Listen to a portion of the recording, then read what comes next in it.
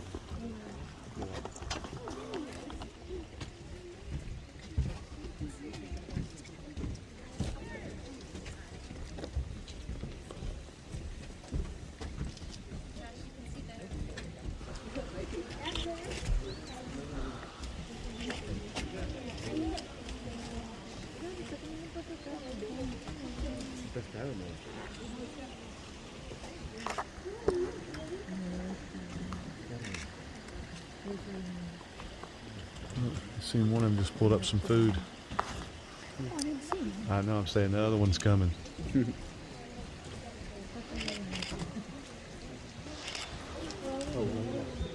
Oh, that eagle wants it.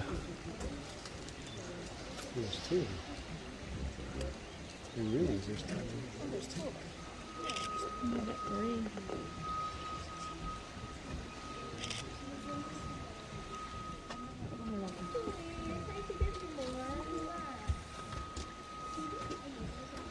Oh my God. Giving us a Oh my God.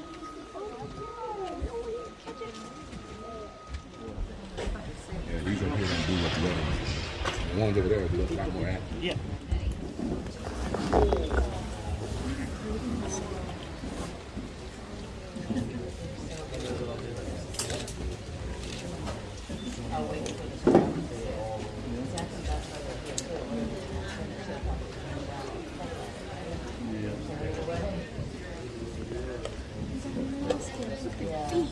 I know, right?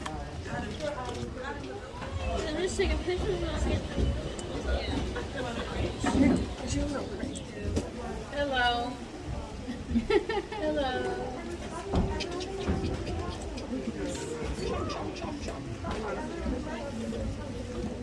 The bear habitats.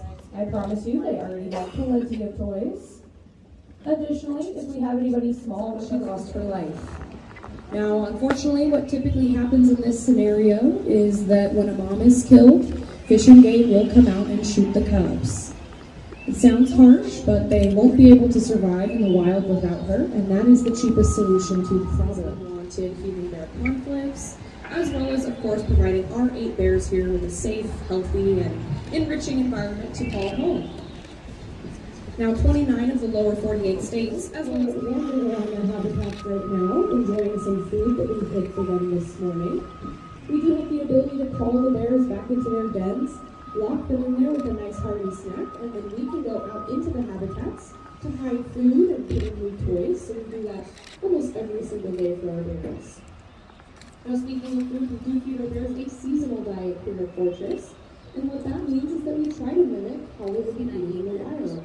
So in the spring, when they first wake up from hibernation, and yes, all of our bears do hibernate here, we feed them mostly plant-life. Are you enjoying the bears? I am. They're really cool. Little info on the bears. This is a rehabilitation place. They said here in Alaska, if they have a problem mom that they have to put down that has cubs. Gets hit by a car. Yeah, if it dies some other way. But if it has cubs, they have to put the cubs down because it's more cost effective to put the cubs down than to spend money on rehabilitation. And they also will not make it in the wild here in Alaska. The cubs won't, so they said they'd have to put them down. Well, they started this place. This is an old pulp mill. 2007. Yeah. And when? It was 2007 they finally was able to rehabilitate. Yeah, they started getting these, but once they get them raised up, they said they still can't return them back to the wild.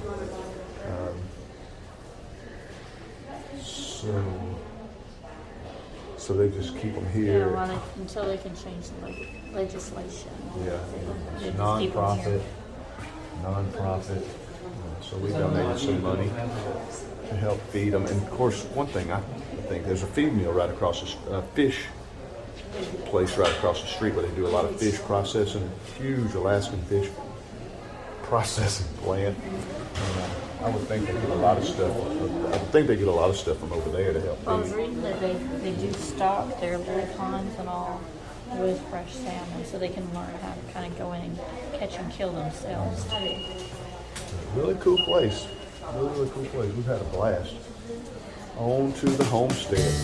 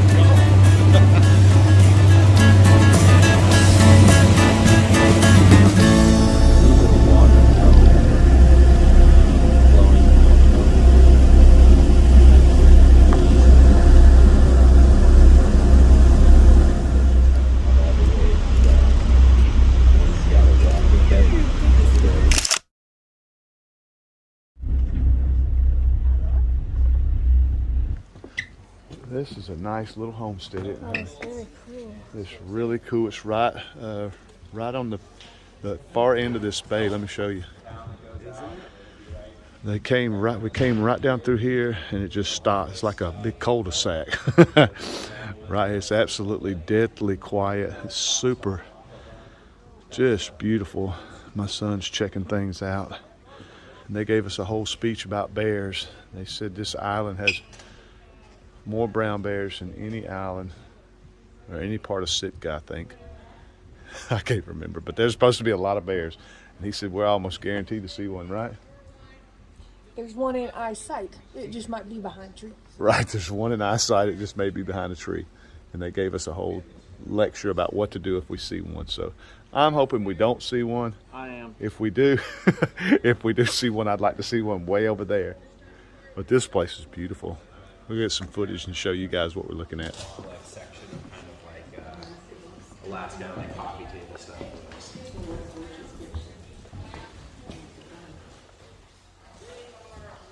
There's a really cool book. Ethan Hammond's Star. I always recommend. Let's go see what he's saying. What you got?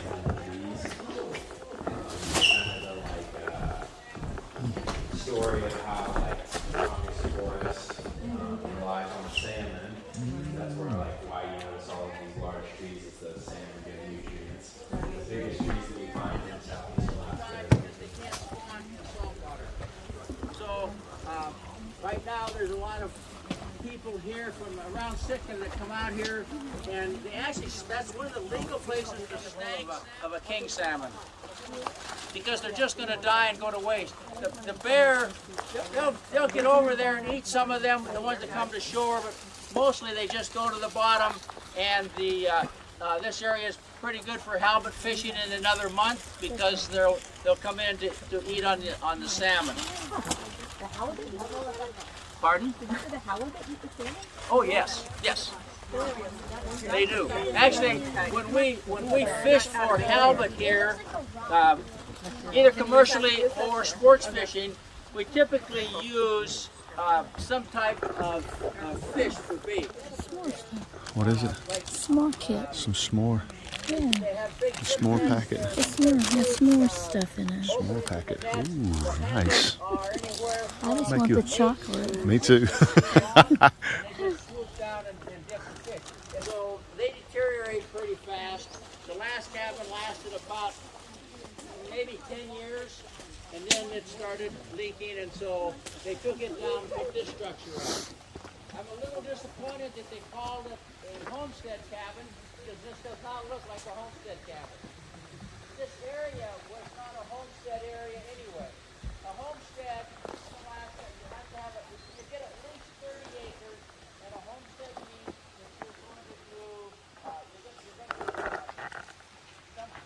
Well, it looks like everybody's scared to leave the homestead after the bear talk. The rope is as far as we're allowed to go. They told us this is as far as we're allowed to go. But you can see the trail forks and goes off that way and off that way. And I know that the cameras just never do these things all this stuff we see, the cameras just don't do it justice. You can see the big timber back there and how it opens up. It would be so fun, because I love the woods. It would be so fun to be able to go back there and walk around. But at the same time, I'm scared of bears.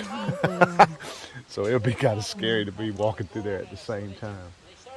But there's a trail that goes that way and a trail that goes that way. This place is absolutely just beautiful. One of the best vacations ever. Just incredible. But they told us this is as far as we're allowed to go away from the homestead because of the bears. We had this long, like I say, a long bear speech we went through. But, Kim got her s'more packets. I think she's waiting to get her turn at the fire. So we'll go see if Kim can make her a s'more. I may make one, but I'm not much of a s'more I guy. really am not either, but I like to be experiencing everything that they're providing. So. It's the They experience. gave us hot chocolate, and I've already had 2 cups of hot chocolate. This has been so much fun. Yeah. I hope you guys that haven't had the chance to come to Alaska, save your money and get your butts on a boat and get out here. It is super fun. It's so fun. It It's is so beautiful. fun. Just so beautiful. Before you go, you have to come to Alaska. It is just absolutely beautiful. It's nice and cool. Y'all see all my videos, I'm sweating like a pig. Well, it's been like, how cold has it been? Like 50, 60 degrees? Or even It's been 40. cold. Yeah, 40 last night. Yeah, And of course, we slept with our door open and we snuggled and it was super cold. which we like. Yeah, we like. Yeah, we love that. Well, let's go see what else is going on.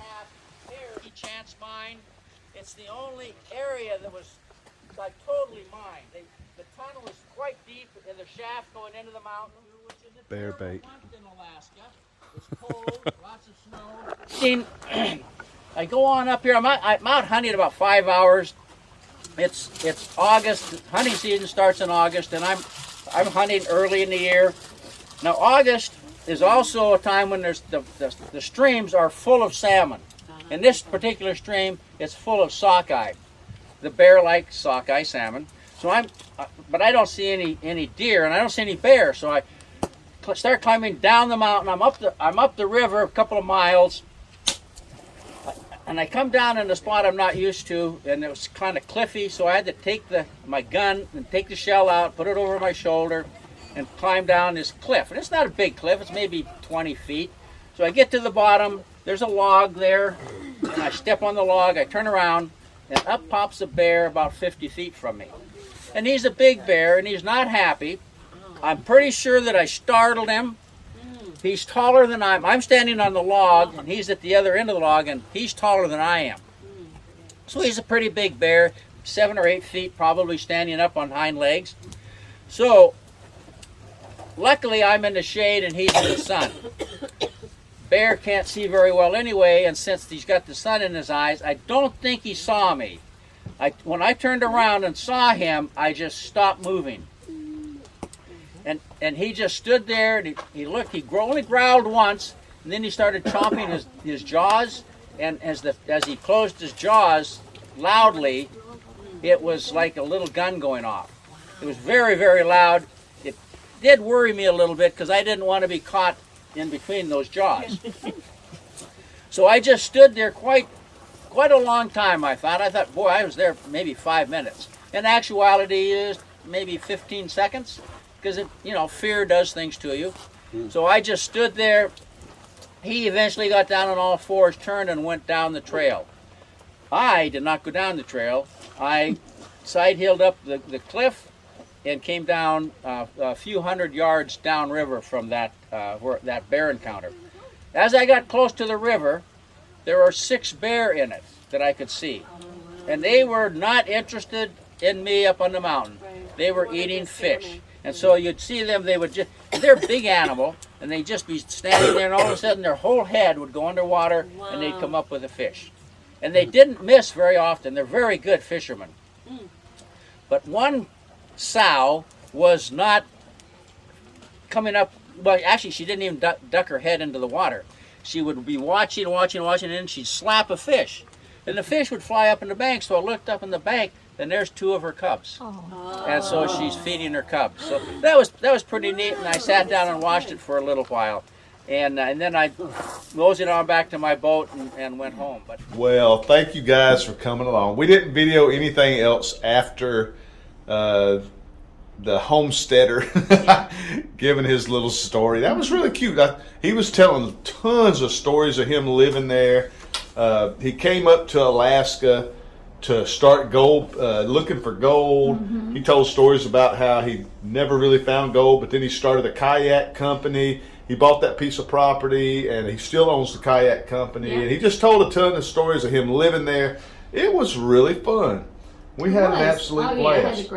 It was a nice, relaxing boat ride out there where you got to see beautiful scenery. Oh my gosh, yeah. Then learn a little bit, learn a little bit. Well, we're headed back. We didn't video anything else after that, but we're about to head back tomorrow. We're going to do some cruise stuff now. Well, we're going to close this video out, and we're going to head back. And I think tomorrow we stop in Canada. No, tomorrow we're cruising. Tomorrow we're cruising all day. But the next day, the next stop will be Canada. Yep. And I love going to Canada. It's really, really pretty. They got that port set up just so pretty. We were there a few years back. Yeah. But it was beautiful. The weather turned out great. It is amazing today. It's probably 70 degrees. Yeah, it feels wonderful. I mean, it's fantastic. But thank you guys. No rain. Yeah, no rain finally. But thank you guys so much for coming along. We really appreciate it. If you haven't subscribed to my channel, click that subscribe button. We'll be doing more farm stuff when we get off this cruise. Boo. But right, boo. We just want to do more cruise stuff. Yes. This has been so much fun. We really needed this. But love you guys to death, and we will see y'all on the next video. Bye-bye.